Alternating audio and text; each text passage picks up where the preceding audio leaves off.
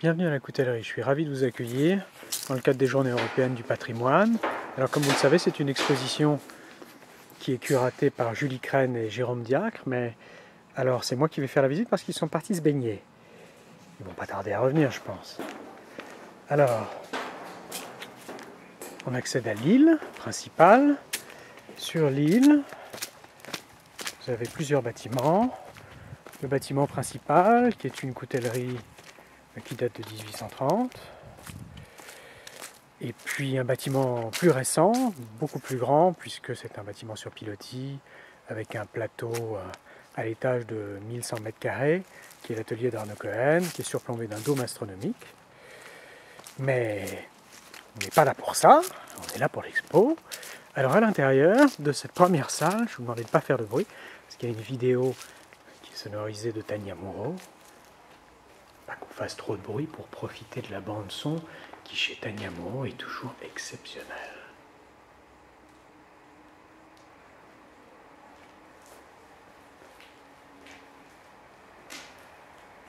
Voilà. Je vous emmène à présent de l'autre côté du bâtiment principal. Ici un œuf, dans le cadre de cette exposition dont le thème est l'espace augmenté, Arnaud Cohen a suspendu ce télécabine en haut de cette tour, ce qui est assez impressionnant. Nous avons ici une orangerie dont toutes les ouvertures ont été en fait occultées par des panneaux de trompe-l'œil réalisés par Marie-Jeanne Höfner. Évidemment, c'est très réussi et ça change totalement la perception de l'espace. Ici, c'est très bruyant. Nous avons une performance qui est en train de se réaliser sous vos yeux par Arnaud Cohen. Alors il dit que c'est une performance d'archéologie, mais en réalité je crois qu'il est surtout en train de sculpter au marteau-piqueur des colonnes doriques dans des blocs de béton armé. On s'écarte un peu, on fuit le bruit, on découvre un bruit de martèlement qui semble émaner de cette porte.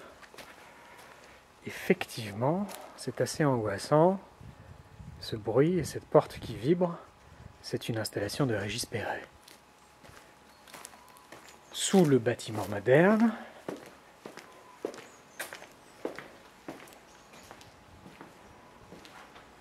nous avons une installation de Pierre Frankel qui a su utiliser avec ses ballons tous les espaces captifs qui sont en fait dans chacun des caissons entre les colonnes.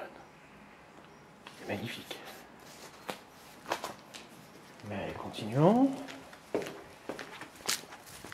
Pierre Frankel s'est aussi accaparé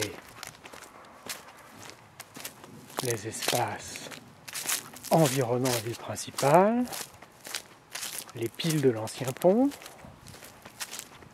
ainsi que l'îlot qui est en face de l'île, là-bas.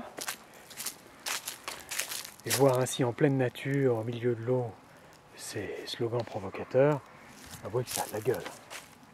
À l'étage, je vous laisse y monter. Plusieurs projections de films réalisés par Sans Canal Fixe. Sans Canal Fixe qui est un collectif qui vient de Tours. Les artistes les plus proches d'ici. Voilà, on termine par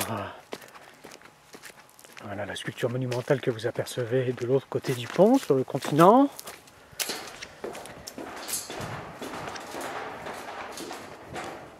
Voilà. Alors on entend d'ici un bruit d'eau, de pluie peut-être, qui semble émaner de la pièce. Plus on s'approche, plus on comprend qu'il s'agit d'une œuvre sonore. On reconnaît assez facilement la voix de Black Sifici, qui est vraiment typique, c'est sa signature.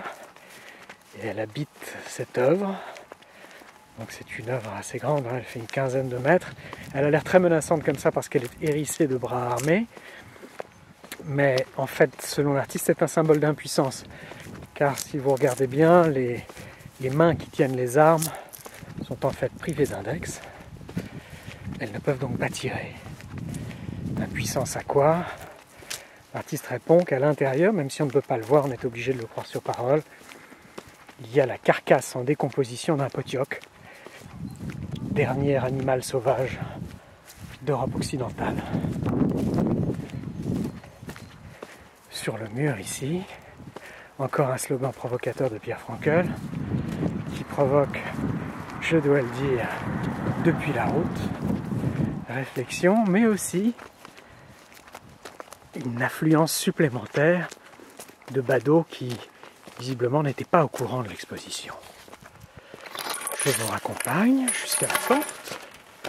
Ah non, non, c'est pas moi qu'il faut remercier. Il faut remercier les organisateurs et puis aussi la mairie de Châtellerault, sans laquelle rien de ceci n'aurait pu avoir lieu.